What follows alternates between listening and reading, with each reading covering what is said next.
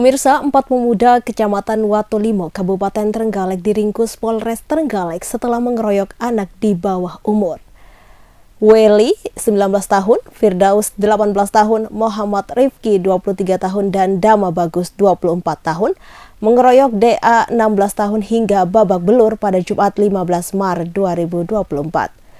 Kronologi bermula saat korban DA bersama temannya yang mengendarai sepeda motor dicegat oleh 2 orang pelaku di Jalan Umum Dusun Sumber, Desa Prigi, Kecamatan Watulimo, Kabupaten Trenggalek, Jawa Timur.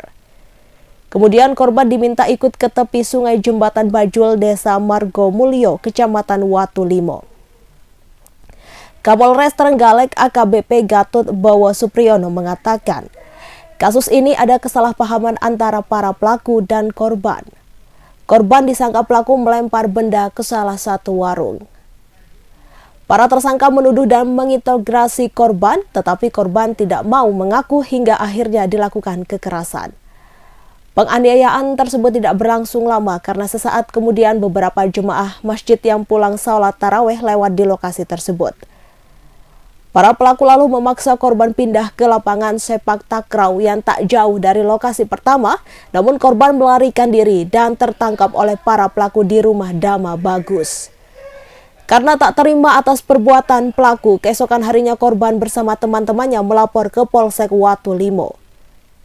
Petugas melakukan pengejaran hingga 3 hari kemudian keempat pelaku berhasil ditangkap di Tuban, Jawa Timur.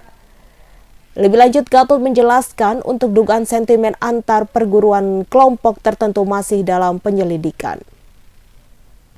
Namun ia menegaskan Polres Trenggalek tidak mentolerir setiap tindak kekerasan.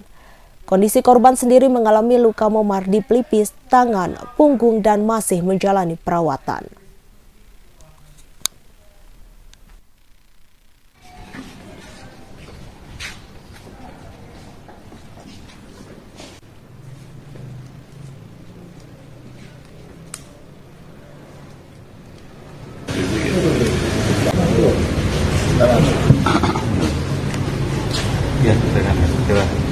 Ya, dan disaksikan untuk pada rilis pada hari ini. Baik rekan-rekan, pada hari ini Polres Trenggalek akan melakukan rilis terkait dengan kejadian tindak pidana pengeroyokan atau tindak pidana kekerasan yang terjadi pada tanggal 16 Maret 2024, di mana kronologis kejadian ini bahwa korban pada saat mengendarai kendaraan bermotor dibakat oleh pelaku, kemudian diajak ke suatu tempat tertentu, kemudian dilakukan tindak kekerasan, pemukulan, dan penganiayaan secara bersama-sama yang dilakukan oleh 4 orang, di mana tersangka inisial WF, FN, MR, dan DB. Setelah mendapat laporan dari korban, kemudian Polsek Watulimo bersama-sama dengan Polres Trenggalek melakukan pengejaran terhadap tersangka. Akhirnya dalam waktu 3 hari tersangka dapat diamankan, ditangkap di wilayah Tuban. Motifnya apa? Motifnya dikarenakan korban disangka oleh para pelaku ini melempar benda ke salah satu warung atau rumah. Kemudian para tersangka ini menuduh korban, menginterogasi apakah korban melakukan tindakan tersebut. Akhirnya tidak mengaku, dilakukan kekerasan oleh para tersangka. Ada sentimen antara perguruan? Untuk sentimen antar perguruan kelompok tertentu ini masih dalam titik. Intinya bahwa kami tidak mentolerir setiap tindak kekerasan, kemudian juga diarahkan pada kelompok tertentu atau perguruan pencak-silat tertentu. Siapapun itu yang melakukan tindak pidana kekerasan pengeroyokan akan kami lakukan tindakan tegas, akan kami ungkap dan akan kami sidik lebih lanjut. Tapi untuk pelaku satu kelompok? Untuk pelaku ini satu kelompok. Antara korban dan pelaku sebelumnya kenal, dan korban dan pelaku sebelumnya ya satu wilayah, satu daerah. Kondisi korban?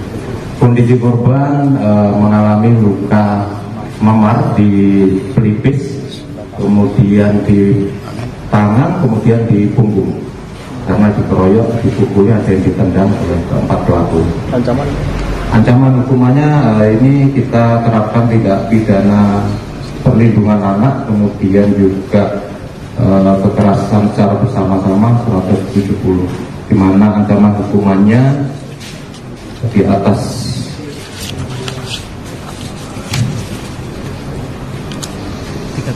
5 tahun, ya, di atas 5 tahun. Untuk pelaku ini masih ada yang di bawah umur? Untuk pelaku rata-rata sudah dewasa. Untuk korban ini di bawah umur. Oleh karena itu kita kenakan pasal tentang perlindungan anak dan pasal 170 kekerasan secara bersama-sama. Ditangkap di Tuban ini keempatnya dalam rangka ngapain dan ke Tuban ini? Yang melarikan diri. Jadi setelah kejadian tersebut dari pihak korban bersama-sama dengan teman-temannya mendatangi polsek, kemudian mengakibatkan para pelaku ini ketakutan, akhirnya lari, dan kita telusuri berpindah-pindah tempat dari Watulimo, kemudian ke Panggul, ke Jombang, akhirnya bisa kita tangkap di Tuban. Ya. Terima kasih.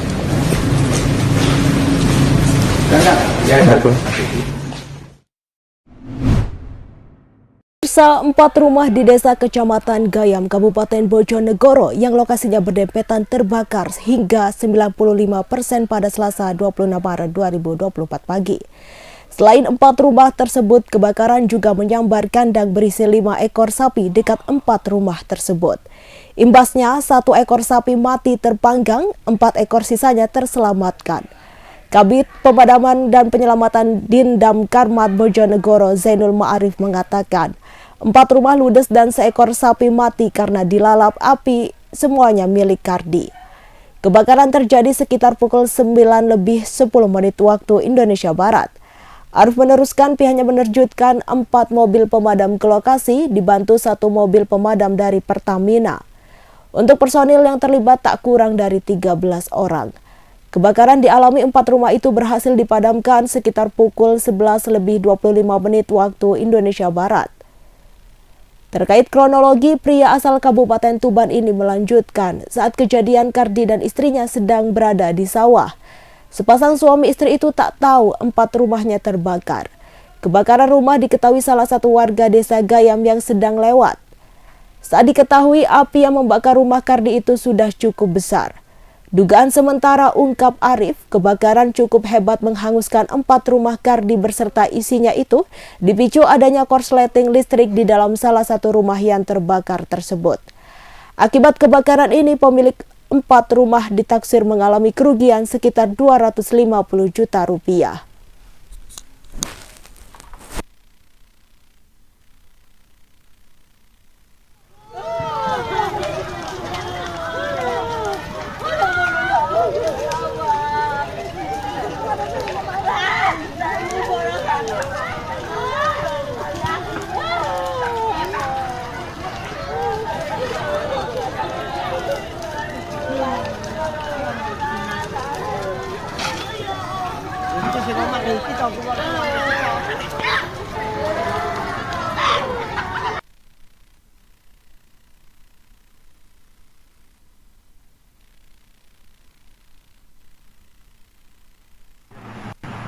Kebakaran rumah di Desa Gayam untuk korban atas nama Kardi usia 59 tahun. Pos Padangan mendapatkan laporan dari masyarakat pada pukul 9.50 dan kita langsung berangkat sampai di TKP kurang lebih pukul 10.02. Kemudian pada saat kita sampai TKP, karena diperkirakan sebelum masyarakat lapor kepada petugas damkar, kebakaran kurang lebih sudah berlangsung 30 menit, sehingga pada saat kita sampai kebakaran sudah hampir 80%. Kemudian kita melakukan pemadaman sampai dengan pukul 11.25 dan kebakaran yang menghanguskan punya warga kurang lebih sekitar 95%. Kemudian untuk kerugian ditaksir kurang sekitar 250 juta, meliputi 4 unit rumah atas nama Bapak Kardi dan 1 ekor sapi. Untuk yang bisa diselamatkan kurang lebih ada 2 rumah, 1 sepeda motor, dan 4 ekor sapi. Demikian. Penyebab kebakaran apa? Penyebab kebakaran sementara misalkan pendidikan rekan-rekan di lapangan tadi karena korsleting listrik. Apakah ada korban? Untuk korban jiwa tidak ada, tapi korban materi dan ternak, ada 1 ekor ternak tadi yang menjadi korban. Pak, 4 rumah yang terbakar tersebut dihuni oleh berapa orang, Pak? 4 rumah tersebut yang pemiliknya 1 orang atas nama Bapak Kardi tersebut. Untuk kronologinya sendiri bagaimana, Pak? Itu sendiri. Kronologi kurang lebih kebakaran terjadi pada pukul 9:10, tetapi karena kebakaran itu berasal dari dalam rumah korsleting listrik tersebut sehingga masyarakat tidak ada yang tahu. Pemilik rumah sendiri sedang berada di sawah semuanya. Kemudian pada pukul 9:50 baru ada masyarakat yang lewat dan kemudian melapor kepada petugas damkar. Sehingga pada saat masyarakat melapor, kondisi di dalam rumah sudah hampir terbakar seluruhnya. Siap, terima kasih, Pak.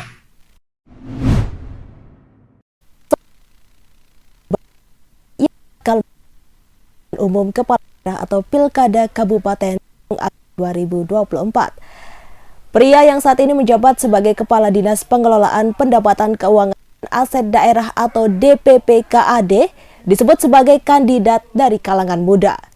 Namanya di antara nama-nama pejabat senior seperti Santoso, Kepala DLH, dan Dr. Kasil Rohmat, PLT Direktur RSUD Dr. Iskak. Sebelumnya Gali disebutkan mendapatkan banyak dukungan dari kelompok muda. Apalagi sosoknya yang selama ini aktif memajukan olahraga bersepeda sebagai Ketua Umum Ikatan Sport Sepeda Indonesia Tulung Agung. Saat dikonfirmasi langsung, Galih mengaku belum pernah secara langsung menyatakan akan maju dalam Pilkada 2024. Nama Galih disebut mewakili kalangan muda dari golongan birokrat. Galih menduga namanya masuk profiling warga sehingga disebut-sebut menjadi salah satu kandidat. Namun mantan Kepala Dinas Perhubungan ini mengaku belum terpikir untuk maju dalam Pilkada 2024 sejak namanya mencuat banyak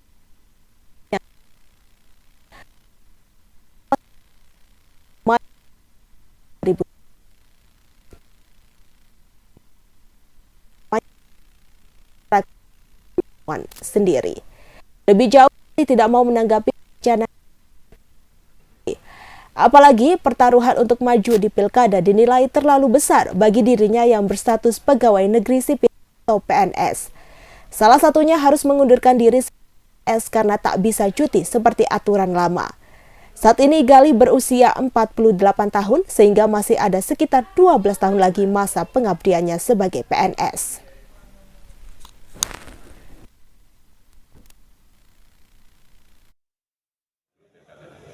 Orang itu masing-masing punya hak asasi, untuk mengutarakan rasa, mengutarakan apresiasi terhadap masing-masing.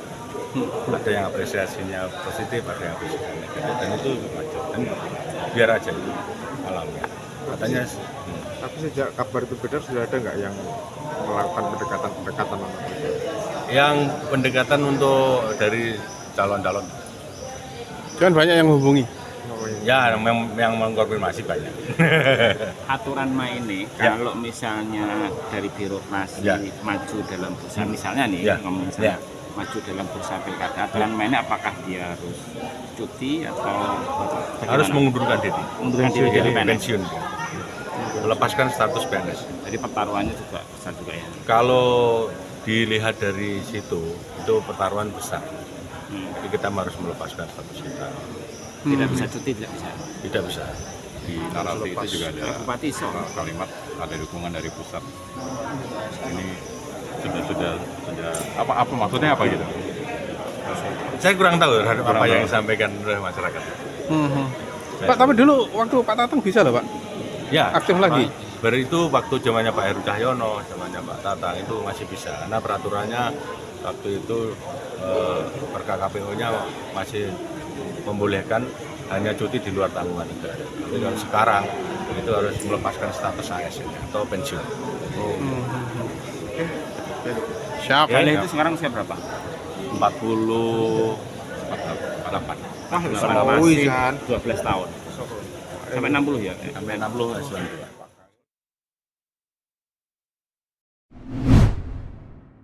Hubungan Presiden Joko Widodo dengan PDIP renggang seusai Gibran Rakabuming Raka menjadi cawapres Prabowo Subianto. Kini PDIP mengaku tak bisa mendepak Jokowi meski partai banteng itu sudah tersakiti. Hal tersebut disampaikan Sekretaris Jenderal PDIP Hasto Kristianto dalam YouTube Akbar Faisal. Ia mengatakan PDIP tak bisa mendepak Presiden Jokowi meski sudah dianggap melenceng dari ideologis partai. Kondisi tersebut dikarenakan Presiden Jokowi masih memiliki jabatan paling tinggi. Oleh karena itu, Hasto menilai PDIP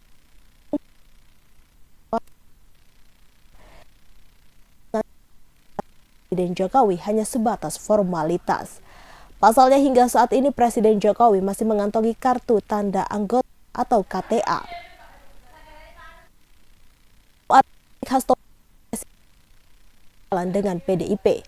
Hal itu terjadi sejak Presiden Jokowi bermanuver dalam pemilu 2024 yang memperlihatkan arah dukungannya ke Prabowo Subianto.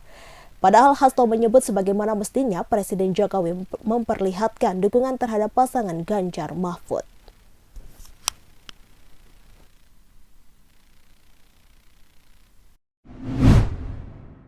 Pemirsa, Badan Pengawas Pemilu atau Bawaslu Jember, Jawa Timur kembali menggelar sidang pelanggaran administrasi pemilu 2024 dugaan kasus penggelembungan suara di Kecamatan Sumber Baru. Kasus ini dilaporkan oleh DPW Partai Amanat Nasional atau PAN Jawa Timur. Sidang kedua tersebut berupa pembacaan jawaban atas laporan pelanggaran tersebut yang dibacakan Komisioner Komisi Pemilihan Umum Jember sebagai terlapor dalam perkara ini Selasa 26 Maret 2024. Dalam sidang pembacaan jawaban dihadiri Ketua KPU Jember Muhammad Syain bersama Komisioner KPU Parmas dan Sosdiklih Andi Wasis. Hadir pula dalam sidang tersebut Komisioner KPU Divisi Teknis Penyelenggaraan Pemilu Ahmad Susanto, serta Komisioner KPU Jember Divisi Perencanaan Data dan Informasi Ahmad Hanafi. Ketua KPU Jember Muhammad Syain mengatakan keberatan atas laporan dari pihak pelapor. Sebab KPU Republik Indonesia telah menetapkan hasil rekapitulasi perolehan suara nasional pemilihan umum pemilu 2024. Menurutnya, Bawaslu Republik Indonesia telah menetapkan batas pemeriksaan pelanggaran pemilu. Ketika laporan yang masuk lewat dari 18 Maret 2024, maka tidak bisa diproses. Syain mengatakan KPU Jember juga membawa bukti dalam sidang kali ini, berupa hasil rekap pemilu 2024 secara nasional dan juga di hasil rekapitulasi tingkat kabupaten. Sementara itu, Ketua Majelis Pemeriksa Bawaslu Jember Sanda Aditya Pradana mengatakan bahwa sidang lanjutan akan dilakukan pada tanggal 2 April 2024. Menanggapi hal tersebut, Tim Hukum Dewan Pimpinan Wilayah atau DPW PAN Jawa Timur Habib Zain mengaku akan melengkapi alat bukti serta menghadirkan saksi dalam sidang selanjutnya. Zaini mengatakan laporan dugaan pelanggaran pemilu di Bawaslu Jawa Timur tersebut bukan soal administrasi, tetapi juga mencakup tindak pidana pemilu 2024 di Kecamatan Sumber Baru, Kabupaten Jember, Jawa Timur.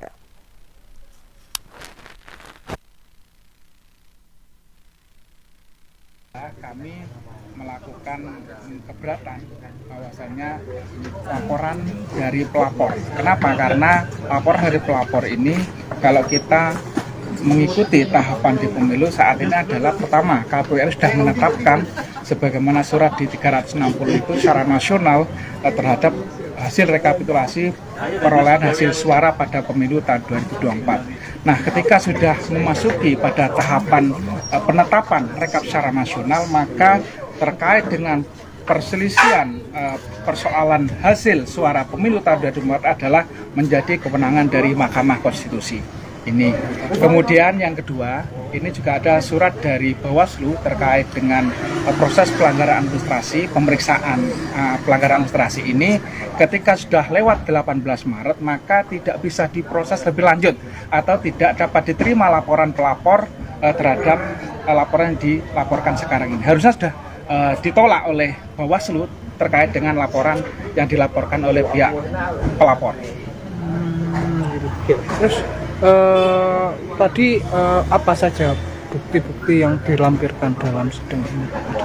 Beberapa alat bukti yang kami lampirkan adalah pertama terkait dengan penetapan kita rekap secara nasional oleh KPU RI, kemudian dihasil, kemudian surat Bawaslu RI terkait dengan pemeriksaan yang sudah lewat tanggal 18 Maret itu sudah harus ada putusan karena di surat itu. Ini juga sudah kita lampirkan sebagai bahan pertimbangan majelis untuk melakukan menolak terkait dengan laporan pelapor.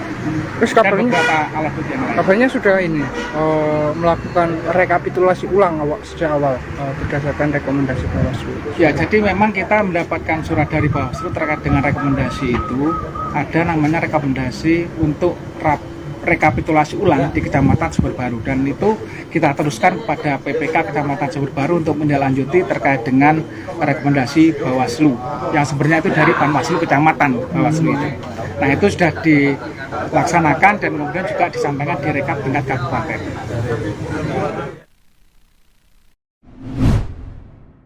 Pemirsa, puluhan warga desa Seletreng, Kecamatan Kapongan, Kabupaten Situbondo, Jawa Timur, menggeruduk kantor kecamatan setempat pada Selasa 26 Maret 2024. Kedatangan para warga yang mengatasnamakan Aliansi Masyarakat Peduli datang dengan menggunakan sepeda motor.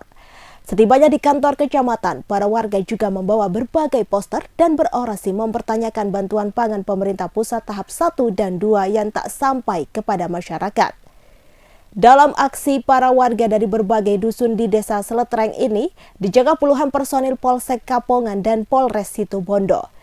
Situasi semakin memanas setelah warga mengetahui perwakilan dari pihak PT Penyalur Bapang atau Bantuan Pangan tidak ada yang datang. Namun situasi masa kembali mereda setelah beberapa perwakilan warga ditemui camat dan kepala desa Seletreng di ruang pertemuan kantor Kecamatan Kapongan. Salah satu warga desa Seletreng, Ahmad Nurul Romdani, mengatakan dalam aksinya ada beberapa tuntutan yang akan disampaikan, yaitu terkait seluruh warga yang memiliki hak terhadap bantuan pangan. Ada sebanyak 774 warga penerima bantuan pangan, namun untuk saat ini masih ada bantuan tersalurkan kepada warga penerima, terutama bantuan pangan ke tahap 1 dan 2. Namun untuk tahap ketiga telah tersalurkan kepada warga penerima bantuan pangan tersebut. Selain itu, Ahmad meminta memecat oknum perangkat desa yang diduga melakukan penyelewengan bantuan beras yang tak tersalurkan kepada warga penerima bantuan pangan itu. Dikatakan dari 774 penerima bantuan pangan tahap 2, ada sekitar 120 warga yang tidak menerima beras Bapang itu. Sementara itu, salah seorang penerima bantuan, Solaida, mengatakan, untuk bantuan pangan tahap 1 dan 2, orang tuanya yang lumpuh tidak mendapatkan bantuan. Awalnya dirinya mengetahui adanya bantuan dari warga sekitar yang mendapatkan undangan untuk menerima bantuan beras sebanyak 10 kg. Sehingga dirinya menanyakan kepada petugas terkait masuk dan tidaknya data nama orang tuanya tersebut. Sementara itu dikonfirmasi secara terpisah, Kepala Desa Seletreng Taufik Hidayat mengatakan, kedatangan warga ini hanya berkaitan dengan bantuan pangan di desa Seletreng. Menurutnya, dirinya tidak mengetahui, namun ada yang perlu dipahami terkait proses penyaluran bantuan pangan tersebut. Taufik menjelaskan untuk penyaluran tahap pertama dilakukan pihak PKH dan tahap keduanya pemerintah desa diminta bantuan untuk penyalurannya.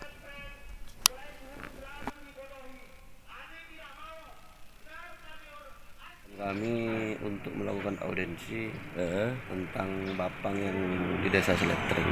Sebenarnya Bapangnya kenapa ini?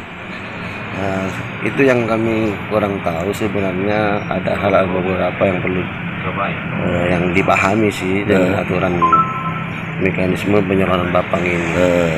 Apa benar ada penyimpangan ini?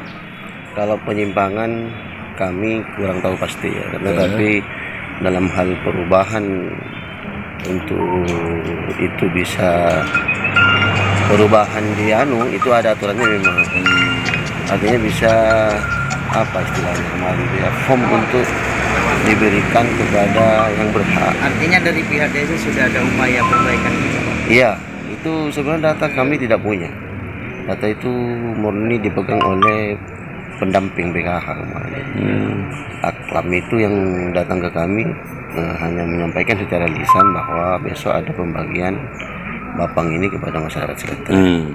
Detailnya data itu kami tidak punya karena di situ undangannya PT Yasa. Kami hanya ketempatan sih. Tahap 1 itu pelaksananya adalah PKH. Baru tahap kedua yang kami diminta bantuan. Untuk itu ada apa itu? Dari si kaya bisa diberikan semiskin, yang meninggal peralihan. Itu ada formnya. Itu yang mungkin yang perlu dipahami bersama. Kalau boleh tahu Pak Kades, ada berapa banyak sih Pak Kades? Kalau yang kemarin saya tahu itu sisa beras yang kami tahu, yang dan kami konfirmasi itu ada 3 kemarin tahap 2 ya, tahap 2. Yang kami tahu tahap 2. Soal selebihnya tahap 1 kami tidak ikut-ikut, termasuk yang kemarin tahap 3. Karena kami menghindari semua yang kami tidak ingin. Ada kelebihan apa Pak Kades? Karena ini saya lihat di semua, tidak semua desa sih, ada beberapa teman juga menyampaikan bagaimana mekanismenya itu kadang lebih barcode undangan, kurang beras itu. Kadang berasnya lebih, kurang barcode-nya. Ya mungkin namanya manusia tidak ada kesempurnaan ya, tetapi ini semua akan tujuannya kepada masyarakat. Ya, terima kasih ya, saya sebagai perwakilan dari Aliansi Masyarakat Peduli paling utama Desa Seletreng. Dalam hal ini merupakan tuntutan yang harus kita sampaikan pertama, yaitu terkait hak dari seluruh warga penerima bantuan pangan, yakni dari 784 yang harus tersalurkan. Itu ada beberapa tahap yang tidak sampai saat ini belum tersalurkan, terutama 1 dan 2. Untuk yang 3 alhamdulillah sepertinya sudah insya Allah sudah tercapai target walaupun ada beberapa persen. Kemudian yang kedua, melakukan pemberhentian terhadap oknum yang terlibat dalam dugaan kasus penyelewengan beras yang tidak tersalurkan. Dan yang ketiga, tuntutan kami yang ketiga itu yakni pemberhentian atau rekom. Kita meminta surat rekom dari pihak Kecamatan Kamongan, dalam hal ini merupakan atasan dari kepala desa, untuk memberhentikan perangkat yang terlibat. Dari beberapa ratus penerima, yang tidak menerima itu berapa? Kalau informasi saksi kemarin itu sudah ada sekitar di tahap 2 itu ada sekitar 120 lebih yang sudah terima, yang tidak tersalurkan. Jadi sisanya. Langkah selanjutnya seperti apa ini? Gimana? Langkah selanjutnya seperti apa? Langkah selanjutnya ini yaitu di tuntutan pertama tadi. Jadi upaya warga ini selanjutnya seperti apa? Selanjutnya kita mediasi dulu, kita audiensi dulu kepada. Pemirsa, sebanyak 13 prajurit TNI ditetapkan sebagai tersangka penganiayaan terhadap anggota kelompok kriminal bersenjata atau KKB Devianus Kogoya. Kasus ini bermula dari peristiwa pembakaran puskesmas di Puncak, Papua Tengah pada 3 Februari 2024. TNI pun menyampaikan permintaan maaf atas kasus penganiayaan tersebut.